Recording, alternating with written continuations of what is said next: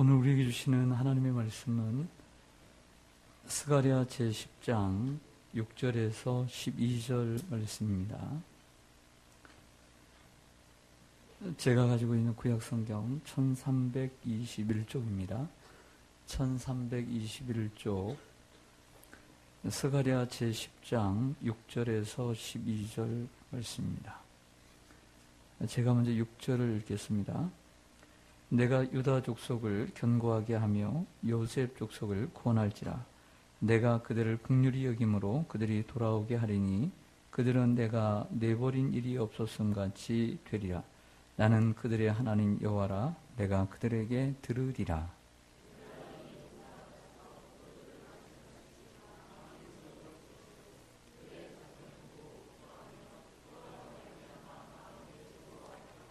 내가 그들을 향하여 휘파람을 불어 그들을 모을 것은 내가 그들을 구속하였음이라. 그들이 전에 번성하였던 것 같이 번성하리라.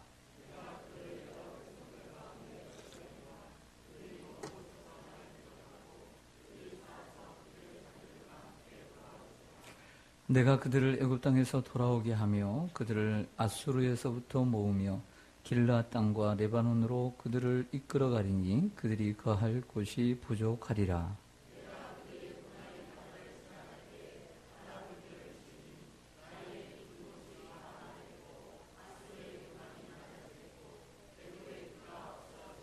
다 같이 읽습니다. 내가 그들로 나 여호와를 의지하여 견고하게 하리니 그들이 내 이름으로 행하리라. 나 여호와의 말이니라. 아멘. 네, 기도하겠습니다.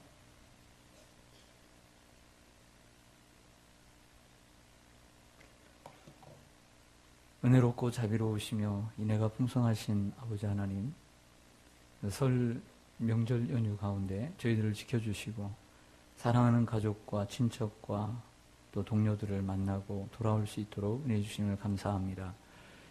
잠시 흩어져 있던 우리들의 몸과 마음과 우리의 믿음을 다시 새롭게 잡게 하시고 주님 앞에 신실한 모습으로 서기를 원합니다. 하나님, 이제 벌써 주님 봄의 기운이 다가오고 있습니다. 세월을 아끼게 하시고 주님의 뜻이 무엇이며 또 2월을 살아가는 우리들에게 주님이 원하시는 바가 무엇인지 저희들 말씀으로 깨닫게 해주시기를 원합니다. 오늘 이 밤에도 원근각처에서 하나님 전에 올라온 주의 거룩한 성도들 하나님 일일이 기억하여 주시고 눈여겨보시며 은혜 베풀어 주시옵소서. 마음이 상한 자 위로해 주시고 시온에서 슬퍼한 자 기쁨을 더해 주시고 하나님 걱정과 근심으로 밤잠을 이루는 자에게 못 이루는 자들에게 평안의 잠을 허락하여 주옵시며 내일의 두려움과 사람에 대한 두려움으로 날마다 주님 걱정하며 살아가는 그 주님 인생을 불쌍히 여겨 주시어서 세상을 담대히 볼 수 있도록 도와주시고 하나님 그 모든 일들을 넉넉히 감당할 수 있도록 은혜 베풀어 주옵소서. 국문과 해외에 나가 있는 사랑하는 자녀들, 성도들 가운데도 동일한 은혜를 베풀어 주옵소서. 오늘 주의 말씀을 들을 때에 깨닫게 하시고 이 말씀 붙잡고 함께 기도하는 주님의 은혜가 풍성한 밤이 되게 주옵소서. 예수님의 이름으로 기도드리옵나이다. 아멘. 할렐루야. 오늘 금요기도에 올라오신 여러분 주님의 이름으로 환영하고 축복합니다. 우리 앞에 옆에 서로 인사하겠습니다. 명절 잘 보내셨습니까? 명절 잘 보내셨습니까? 반갑습니다. 지난주에 이어서 오늘 지난주에 5절까지 말씀을 나눴는데 6절로 바로 들어가도록 하겠습니다. 하나님께서 이스라엘 백성들을 회복해 주신다는 말씀을 계속 해주고 있는데요. 6절 초반절에 보시면 유다 족속을 견고하게 하며 요셉 족속을 구원할지라 라고 말씀하고 있습니다. 여기서 유다 족속이라고 하는 것은 남유다를 가리키는 것입니다. 바벨론으로 포로로 잡혀갔다가 페르시아의 고레스 왕에 의해서 귀환한 이러한 유다 족속을 가리키는 것이고요. 그리고 그들을 견고하게 하리라고 했습니다. 그리고 그 다음 나오는 요셉 족속. 요셉 족속은 북이스라엘을 가리키는 단어입니다. 즉 야곱의 12아들 가운데 11번째 아들인 요셉에게는 2명의 아들이 있었습니다. 그 아들의 이름이 므낫세와 에브라임인데 야곱은 그 요셉에게 지파를 준 것이 아니라 그 손자에게, 므낫세와 에브라임에게 각 지파를 주었습니다. 그러니까 요셉 족속이라고 하는 것은 바로 이 북이스라엘의 므낫세와 에브라임 지파를 얘기하는 것이고, 전체적으로 북이스라엘을 가리키는 것입니다. 즉 비록 지금은 남유다의 상황이지만 남유다의 회복만이 아니라 북이스라엘의 회복도 주님께서 말씀하고 있는 내용입니다. 그런데 6절 하반절에 보면, 하반절에 보겠습니다. 6절 하반절에 보면 내가 그들을 긍휼히 여김으로 그들이 돌아오게 하리니 그들은 내가 내버린 일이 없었음 같이 되리라. 완전히 회복해 주시겠다. 만약 과거에 이런 일이 없었던 것처럼, 포로로 잡혀갔던 일이 없었던 것처럼 회복시켜 주겠다라고 하는 것입니다. 그런데 하나님은 북이스라엘을 그냥 회복하여 주시는 것이 아니라 그들을 다시 번성하게 하고 아수르와 애굽의 교만을 꺾을 정도로 강하게 하겠다라고 하는 축복의 말씀을 주고 있습니다. 7절을 보시죠. 에브라임이 용사 같아서 이 포도주를 마심같이 마음이 즐거울 것이요 그들의 자손은 보고 기뻐하며 여호와로 말미암아 마음이 즐거워하리라. 아멘. 에브라임은 어디를 가리킨다고요? 북이스라엘. 좀 전에 말씀드린 요셉 족속 가운데 그 에브라임과 므낫세가 있는데, 북이스라엘의 10지파 가운데 가장 중앙에 있고 그리고 가장 강력한 지파가 에브라임 지파입니다. 그 에브라임 지파를 지칭한 것은 에브라임만 얘기하는 것이 아니라 북이스라엘 전체를 가리키는 단어다, 이렇게 보시면 되겠습니다. 에브라임은 북이스라엘을 가리키는데 그들을 용사 같아서 용사에 비유합니다. 용사는 뭐 하는 사람이죠? 용사는 전쟁에 나가서 싸우는 사람입니다. 그런데 그 용사 같아서 포도주를 마심같이 마음이 즐거울 것이다 라고 말씀합니다. 여러분, 전쟁에 나갔을 때 용사가 포도주를 언제 마시죠? 그렇죠. 승리하고서. 전쟁 중에 술을 마셔야 될까요? 아니죠. 대장은 금주령을 내려야 합니다. 금주령을 내리고 술을 못 마시게 해야 되는 거죠. 근데 용사가 포도주를 마심같이 즐거워한다는 것은 승리를 얘기하는 것이죠. 이런 말이 있습니다. 미국이나 외국에는 이런 말이 있습니다. 샴페인을 터뜨린다. 샴페인은 언제 터뜨리는 것입니까? 일이 다 마쳐진 후에 터뜨리는 것입니다. 과업을 다 마치고 난 다음에, 프로젝트를 다 마치고 난 다음에 터뜨리는 것이 샴페인이죠. 그래서 이런 말이 있습니다. 아직 샴페인을 터뜨릴 시간이 아니다. 혹은 너무 빨리 샴페인을 터뜨렸다. 아직 일이 끝나지 않았는데도 불구하고 그렇게 했다는 것을 이렇게 표현합니다. 포도주를 마심같이 즐거울지라는 것은 이들이 승리할 것이다 라고 하는 것을 예견하는 말씀인 것이죠. 북이스라엘에게도 승리의 날이 올 것을 약속하는 말씀입니다. 8절을 보시겠습니다. 8절입니다. 내가 그들을 향하여 무엇을 불어요? 휘파람을 불어. 그들을 모을 것은 내가 그들을 구속하였습니다. 그들이 전에 번성하던 것 같이 번성하리라. 아멘. 여러분들, 휘파람은 언제 불죠? 휘파람. 네, 여러 경우에 붑니다. 과거에 저도 휘파람을 좀 불었는데 지금은 잘 못 붑니다. 이렇게 불다 보니까 잘 불어져요. 근데 휘파람, 여기에 휘파람은 무엇이냐면 모을 것이다 그랬잖아요. 여기 표현을 보면 모을 것이다. 이 이스라엘 백성들을 모을 때 쓰는 휘파람을 얘기하는 것이죠. 즉 이는 이스라엘의 상황 가운데서 목자가 양떼들을 부를 때 목청껏 부르면 목이 아프니까 휘파람을 통해서 그 양떼들을 부르는 것을 비유하는 것입니다. 하나님께서 휘파람을 불어 그 이스라엘 백성들을 부르겠다, 모을 것이다 라고 말씀하죠. 그런데 왜 모을 것이냐라고 할 때에 그 이유는 그들을 구속했기 때문이다 라고 설명을 해요. 구속했다. 구속이라고 하는 것은 값을 주고 샀다는 것입니다. 즉 이스라엘 백성들은 하나님의 것이기 때문에, 하나님이 값을 주고 지불해서 그들을 샀기 때문에 그들을 내가 모을 것이다 라고 오늘 8절에 말씀하고요. 그리고 그들이 전에 번성하던 것 같이 번성케 되리라. 북이스라엘이 번성할 것을 예언하고 있는 말씀입니다. 자, 9절에서 10절을 보시죠. 내가 그들을 여러 백성들 가운데 흩으려니와 그들이 먼 곳에서 나를 기억하고 그들이 살아서 그들의 자녀들과 함께 돌아올지라. 예, 흩어졌었죠. 그런데 다시 돌아오게 될 것이다. 이게 자녀들과 함께. 내가 그들을 애굽 땅에서 돌아오게 하며 그들을 아수르에서부터 모으며 길르앗 땅과 레바논으로 그들을 이끌어 가리니 그들이 거할 곳이 부족하리라. 아멘. 여러분, 북이스라엘은 주전 722년에 아수르라고 하는 제국에 의해서 멸망을 당했습니다. 아수르에 멸망을 당했지만 아수르에만 잡혀간 것이 아니라 잡혀갔을 뿐만 아니라 흩어지게 되었고 다른 족속으로 끌려가게 되었습니다. 그것이 바로 남쪽으로는 애굽이고요, 이쪽으로는 레바논이고요, 그리고 요단강 동편, 지금의 요르단을 가리켜서 길르앗이라고 말합니다. 그러니까 멀리 아수르부터 시작해서 저 아래에 애굽에 이르기까지 바로 위에 있는 레바논과 그 오른쪽에 있는 요르단, 즉 길르앗에 온통 흩어져 있는 이스라엘 백성들을 다시 모을 것이다 라고 하는 이런 말씀을 해주고 있는 것이죠. 우리나라는 어땠습니까? 일제강점기 가운데 일본에만 잡혀갔습니까? 일본에만 흩어져 있었습니까? 그렇지 않잖아요. 온 사방에 흩어져 있었던 것처럼 이스라엘도 아수르에만 잡혀간 것이 아니라 온 사방에 흩어져 있었음을 보여주는 것이고, 하나님 부르실 때 그들을 다시 모을 것인데 얼마나 많은지 그 자녀들과 함께 오는데 거할 곳이 부족할 정도로 큰 민족을 이루고 돌아올 것이다 라고 하는 예언을 해주고 있습니다.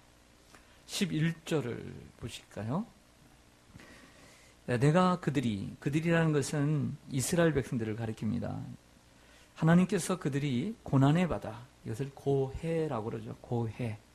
고난의 바다를 지나갈 때에 바다 물결을 치리니 나일의 깊은 곳이 다 마르겠고, 이 나일강은 바로 애굽을 가리키는 것이죠. 애굽에 흐르는 나일강 깊은 곳이 다 마르겠고, 아수르의 교만이 낮아지겠고, 애굽의 규가 홀이 없어지리라 라고 말씀하고 있습니다. 여러분, 비록 이스라엘 백성들이 포로로 잡혀가서 고난의 바다, 고해와 같은 인생을 살아갔을지라도 그 가운데 하나님께서는 바닷물을 쳐서 애굽의 모든 나일강을 마르게 해서 그들의 교만을 꺾고, 아수르의 교만을 꺾고, 그리고 애굽의 왕을 쳐서 이스라엘 백성들을 돌아오게 할 것이다 라고 말씀하고 있는 내용입니다. 이런 내용 가운데서 오늘 우리에게 주시는 메시지는 무엇일까요? 오늘 이 말씀이 우리에게 주는 메시지, 저와 여러분에게 주시는 메시지는 무엇일까요? 2016년 2월을 살아가는 우리들에게 오늘 우리 이 시점에서 우리에게 주시는 하나님의 말씀은 무엇일까? 네. 하나님께서 우리에게 무엇을 원하고 계실까? 이런 초점에서 오늘 말씀을 생각해 보기를 원합니다. 하나님께서는 이스라엘 백성들에게 견고하기를 원하셨습니다. 따라하겠습니다. 견고하라. 네, 견고해야 됩니다. 6절을 보시면요. 6절을 보시면 내가 유다 족속을 뭐하게 하며 견고하게 하며 라고 했습니다. 또 12절 마지막 절 가볼까요? 내가 그들로 나 여호와를 의지하여 뭐하게 하리니 견고하게 하리니. 여러분, 이 말씀 속에는 하나님께서 이스라엘 백성들을 견고하게 만들고 싶은 마음이 있는 거예요. 인정하면 아멘. 하나님께서 이스라엘 백성들의 믿음이 여호와를 의지함으로써 흔들리는 것이 아니라, 바람에 나부끼는 그 배와 같이 흔들리는 믿음이 아니라 견고한 믿음의 사람이 되기를 원하셨던 것입니다. 마찬가지로 오늘 이 자리에도 오늘 하나님께서 우리에게 요구하시는 것은 이리저리 흔들리는 믿음이 아니라 견고한 믿음을 원하신다. 견고한 믿음. 이번 설 연휴가 시작되던 지난주 토요일 6일에 이런 뉴스가 있었습니다. 대만의 남부인 타이난시에서 지진으로 인해서 100여 명이 사망을 했습니다. 이들 사망자 중 93명이 17층 건물로 된 이 두부 빌딩이라고 하는 두부 건물에서 93명이 사망자가 생겼어요. 여러분. 그런데 두부 빌딩 그 벽 안에서, 그 철골 안에서, 철골이 들어가야 될 그곳에서, 시멘트가 들어가야 될 곳에 양철 깡통이 들어가 있었고, 그리고 스티로폼이라고 하는 이 푸석푸석한 것, 가벼운 것, 애들도 들 수 있는 그런 것들이 들어있었다는 것입니다. 철근도 굵은 철근이 들어가 있을 자리에 얇은 철근이 들어가 있었다는 거예요. 그래서 이러한 부실 공사로 인해 건물이 무너지고 사망자가 많이 생긴 것으로 추정을 하고 있습니다. 신앙도 마찬가지입니다. 두 빌딩이 그 주변에서는 보면 참 큰 건물입니다. 작은 건물도 보니까 사진을 보니까 많은데 멀쩡해요. 그런데 이 큰, 아무래도 좀 있는 사람들이 살았을 것 같아요. 이 두 빌딩에서 산 사람들이 93명이 죽어갔어요. 여러분, 이 건물이 겉은 화려해 보였을지 모르지만 그 속은 빈 깡통이었어요. 지진으로 인해 가장 먼저 쓰러졌고 사망자가 제일 많이 생겼어요. 사람들은 생각합니다. 나는 우리 한국에서 제일 큰 교회, 제일 멋들어진 교회에 다니니까 나는 신앙이 좋을 것이다 라고 착각들을 해요. 착각들을 해요. 우리 목사님은 유명하고 훌륭한 목사님이기 때문에 나도 신앙이 좋을 것이다 라고 큰 착각들을 해요. 그렇지 않아요? 성도들의 모습도 겉은 화려합니다. 신앙생활을 오래 하면 할수록 더 화려해집니다.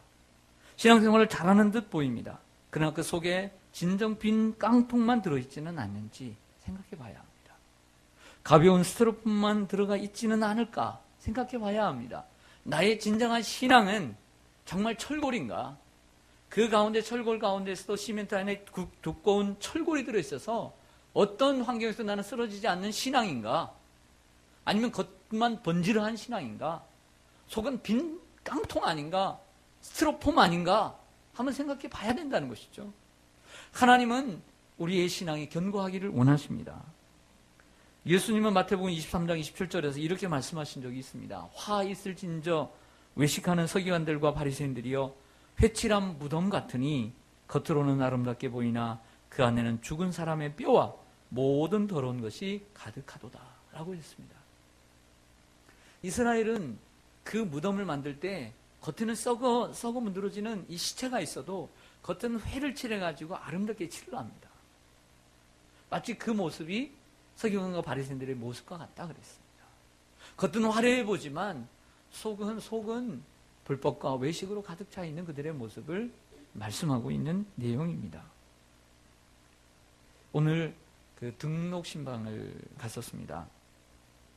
그분에게 어떤 말씀을 좀 드릴까 고심을 하다가 기도하면서 요한복음 1장에 빌립이 주님께 부름을 받고 그 빌립이 친구인 나다나엘을 전도하는 이러한 장면을 가지고 나다나엘에 비유해서 예수님이 당신을 먼저 미리 아셨고 미리 알고 계셨고 부르셨다 라는 얘기 또 뭐 여러 가지 이야기를 했는데요. 그러면서 예수님께서 이런 말씀을 하셨습니다. 나다나엘에게 뭐라고 말씀하시냐면 보라 이는 참으로 이스라엘 사람이라 그 속에 간사한 것이 없도다 이런 말씀을 하셨어요.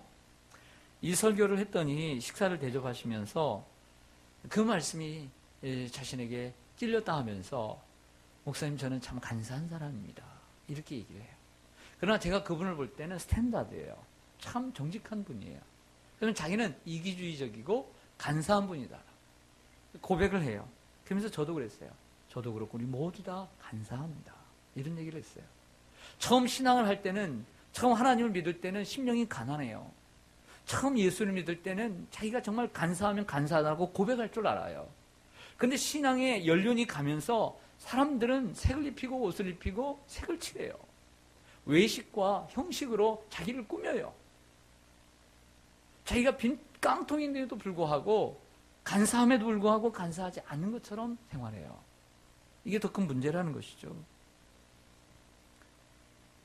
저는 그런 분이 정말 변함없이 주님을 잘 섬겨야 된다고 믿습니다. 얼마나 귀한 분인지 모릅니다. 그 책을 읽었는데 이런 내용입니다. 어떤 그 부부에게 딸 한 명이 있어요. 한번 생각해 보세요. 여러분들에게 딸 한 명이 있다고 생각해 보세요. 근데 딸이 너무 예쁘고 귀해서 이제 결혼을 해야 되게 이제 시집을 보내야 되는데 이 죽자 살자 그 딸과 결혼하고 싶다는 남자가 둘이나 있어요. 고민이죠. 행복한 고민이에요. 어떤 분은 지금 한 명도 없을 텐데. 네. 그런데 그 행복한 고민인데 어떻게 할까 하다가 여행을 함께 가기로 했어요. 넷이서. 부부와 다섯이서. 부부와 딸과 그리고 두 남자와. 여행을 가는데 어쩌다가 이 아버지가 위험에 처해서 떨어져 죽을 뻔했어요. 떨어져 죽는 순간 그 중에 한 남자가 총각이 구해줬어요. 할렐루야죠. 그래서 정말 구해줬는데 생각하기를 내가 이 사람이 구해주지 않아도 내가 저 나뭇가지를 좀 잡았으면 살았을 텐데 이런 생각을 한 거예요. 그 다음에 이제 한참 또 길을 가는데 그 다른 남자 총각이 위험에 처한 거예요. 그래서 누가 구해줬냐면 그 아버지가 구해줬어요. 은인이 된 거죠. 자, 이런 일이 있었습니다. 여행을 끝나고 이 아버지는 어떤 남자를 사이로 삼았을까요? 여러분 같으면 여러분들을 구해준 남자를 사이로 삼겠습니까? 아니면 여러분들이 구해준 그 남자를 사이로 삼겠습니까? 전자입니까? 후자입니까? 그럼 이렇게 물읍시다. 대답하기 곤란하면 이 아버지는 어떤 사람을 사이로 삼았을까요? A입니까? B입니까? A 한번 손 들어보세요. B 한번 손 들어보세요. 다 간사한 사람들이에요. 간사한 사람. 왜 간사한지 말할게요. 자기의 생명의 은인인 이 A라는 남자를 사이로 삼아야 되는 것이 마땅한 거예요. 하지만 인간은 그렇게 하지 않아요. 사이로 삼았다고 하십시다. 평생 이 아버지는 살아가면서 이 사위에게 늘 빚을 지고 살아가는 마음을 갖고 살아갑니다. 그리고 혹 이 사위는 자기 딸에게도 내가 당신의 아버지를 구해준 사람이야 라고 생각하며 살 수도 있다라고 보는 거죠. 근데 두 번째 남자를 B를 선택한 이유는 내가 구해주었기 때문에 내가 그 사위가 평생 내 곁에 있어도 당당한 거예요. 그리고 그 사위는 그 장인어른이 나를 구해주었기 때문에 딸에게 더 잘해줄 것이라고 생각을 할 수 있다는 것이죠. 맞습니까? 이 아버지는 간사한 거죠. 모든 사람은 다 간사한 거예요. 이처럼 우리는 간사해요. 간사하지 않는 분들 나가세요. 우린 다 간사해요. 사랑하는 여러분, 우린 진실해야 될 줄로 믿습니다. 우리 자신을 스스로 내려놓고. 예수님의 산상설교의 마지막 피날레는 반석 위에 지은 집과 모래 위에 지은 집으로 끝을 냅니다.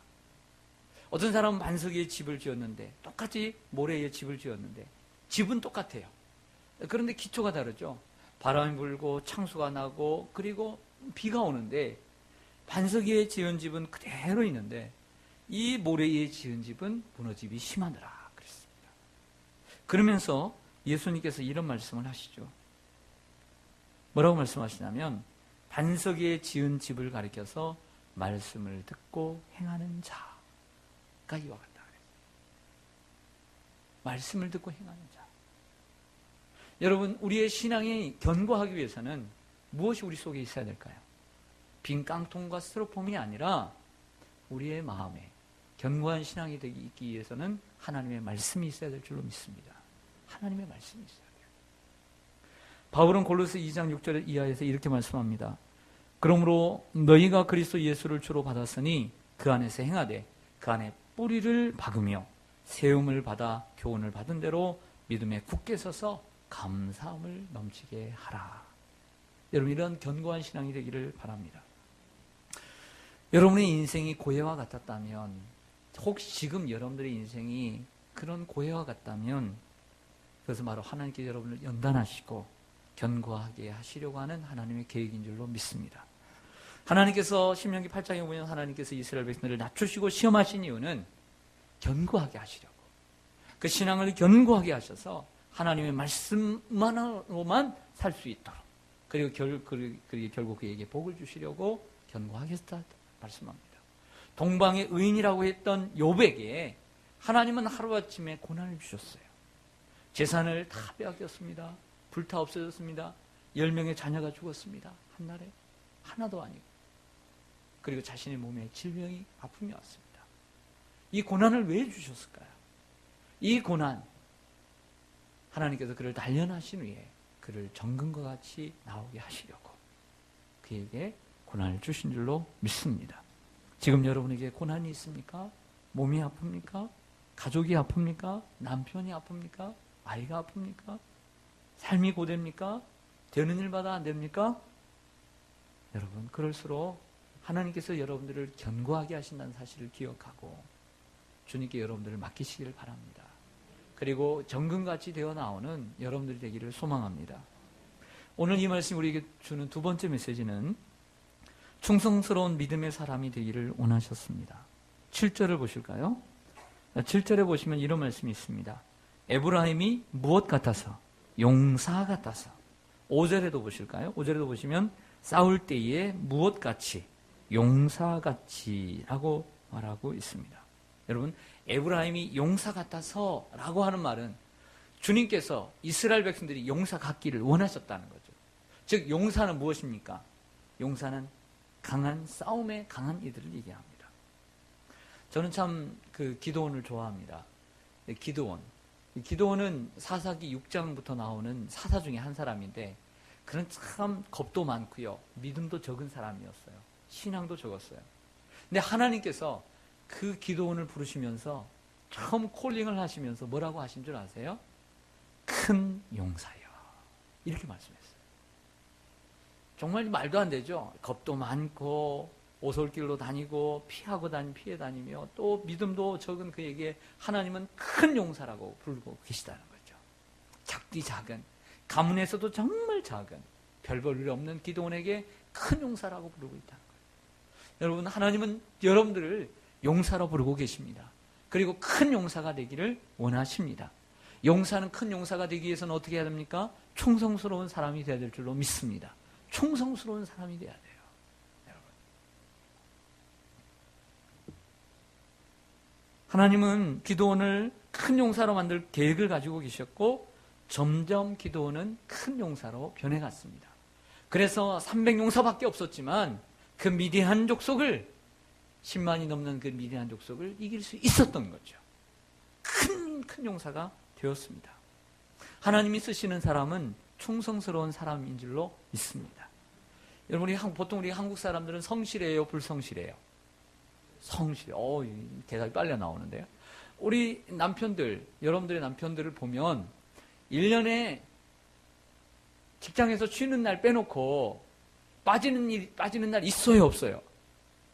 있나 보네요. 근데 제가 듣는 사람들이 없어요. 거의 없어요. 우리 한국 사람들 5천만 중에 2,500만은 성실해요. 여러분들 중에도 절반은 성실해요. 1,000만 성도라고 얘기하는데 1,000만 성도 가운데 제가 볼 때 500만은 성실해요. 할렐루야. 그러나 하나님은 그 성실한 사람들을 쓰지 않아요. 하나님이 눈여겨보시고 하나님이 감동하시며 하나님이 그에게 매력을 느껴서 푹 빠지는 사람은 그 500만이 아니에요. 2,500만이 아니에요. 성실한 사람은 널려 있어요. 수두룩해요. 하나님이 정말 감동하시는 사람은 참으로 충성스러운 사람이에요. 할렐루야. 그런 충성스러운 사람들이 되기를 바랍니다. 세상을 누가 변화시킵니까? 미친 사람들이 변화시킵니다. 미쳐야 합니다. 저는 생각합니다. 큰 교회가 저는 그냥 됐다고 생각하지 않습니다. 하나님이 은혜를 주셔서 큰 교회가 된 줄로 믿습니다. 그 충성스러운 사람들이 있기 때문에 교회가 세워진 것입니다.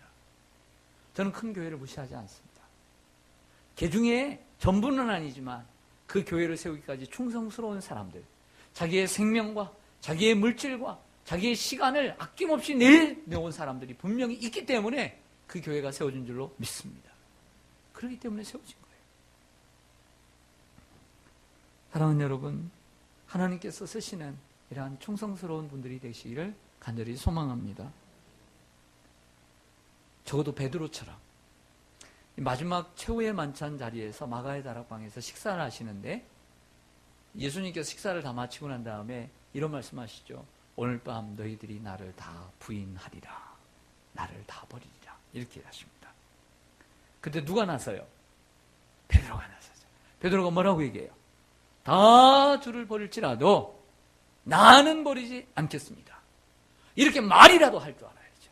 할렐루야. 무시하지 마세요. 무시하지 마세요, 베드로. 베드로를 무시하지 말라니까요. 이렇게 말이라도 할 줄 아는 사람이 없어요. 없다니까요, 별로. 말이라도 할 줄 알아야 돼요, 말이라도. 베드로가 비록 그 밤에 3번 부인했지만 거기에 자신의 그 예수님께 했던 그 말은 저는 정말 절반 이상은 진심이었다고 생각해요. 사람이 약해서 그렇지, 약해서 그럴 수밖에 없었을 모르지만 예수님을 그 정도로 사랑했어요. 다른 제자들은 그렇게 말했습니까? 그렇게 말도 안 했어요. 그러나 베드로는 그렇게 얘기했다는 것이죠. 얘기할 수 있어야 합니다.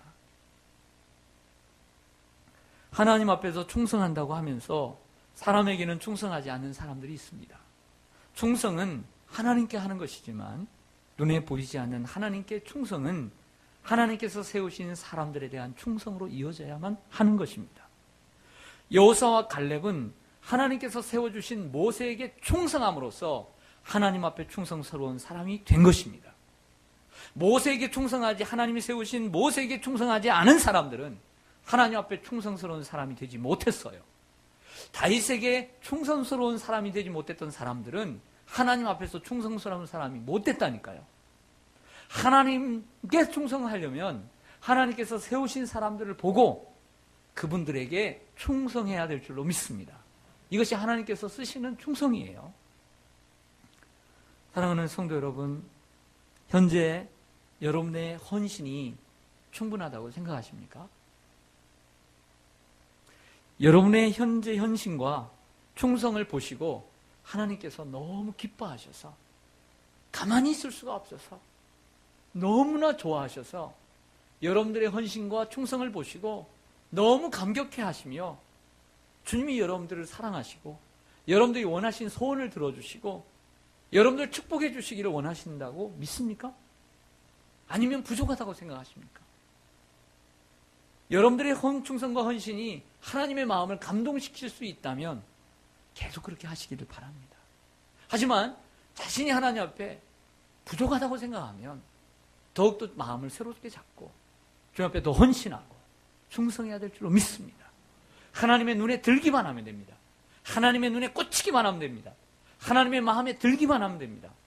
하나님께서 그 한 순간을 기억하시고 여러분 영원히 복 주실 줄로 믿습니다. 하나님을 잘 섬기면 천대까지 복을 주십니다. 다윗에게 하나님이 눈이 꽂히니까 그 자손을 왕위에서 떨어뜨리지 않았어요. 사랑하는 여러분, 하나님 앞에 충성스러운 일꾼들이 되시기를 바랍니다. 오늘 이 말씀이 우리에게 주는 마지막 메시지는 우리가 기도의 사람이 되어야 된다는 것입니다. 6절을 보실까요? 6절 보시면 내가 유다 족속을 견고와 함께하며 유다 족속을 구원할지라 내가 그들을 긍휼히 여김으로 그들이 돌아오게 하리니 그들은 내가 내버린 일이 없었음 같이 되리라. 나는 그들의 하나님 여호와라. 내가 그들에게 말하리라.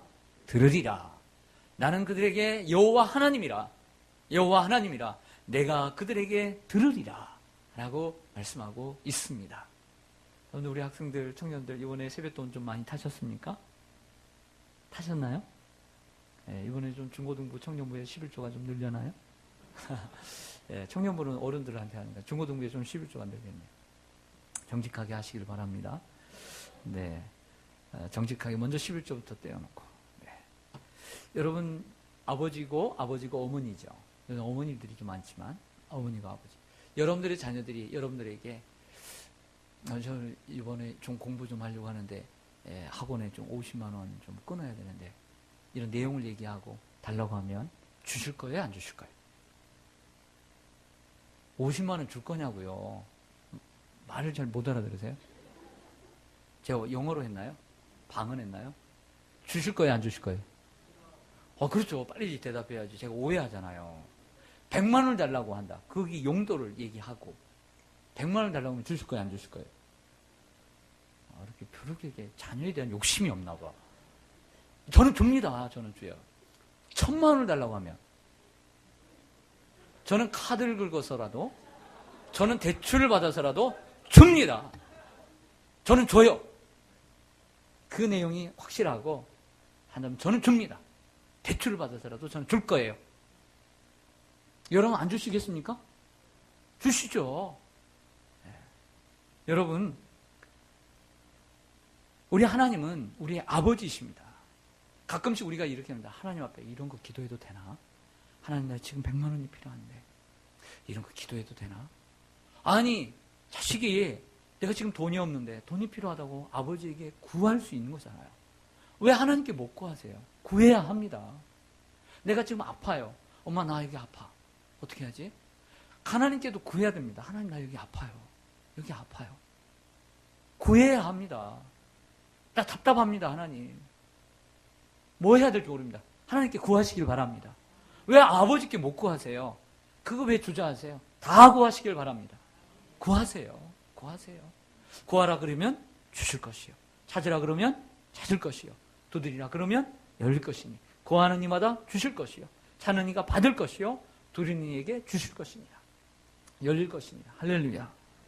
아들이 떡을 달라 하는데 돌을 주며 생선을 달라 하는데 뱀을 줄 사람이 있겠느냐? 너희가 악한 자라도 좋은 것으로 자식에게 줄 줄 알거든. 하물며 하늘에 계신 너희 아버지께서 좋은 것으로 너희에게 주시지 않겠느냐? 말씀하고 있습니다. 하나님은 기도의 사람을 지금도 찾고 계십니다. 믿음으로 기도하는 자, 강렬하게 구하는 자, 한 번 말하고 그냥 지나친 사람이 아니라 계속해서 구하는 자, 하나님이 주실 줄로 믿습니다. 기도하는 여러분들 되시기를 바랍니다. 기도의 사람이 되시고 견고한 신앙의 사람이 되시고 충성스러운 신앙의 사람이 되시기를 주님의 이름으로 간절히 축원합니다. 아멘. 기도하겠습니다.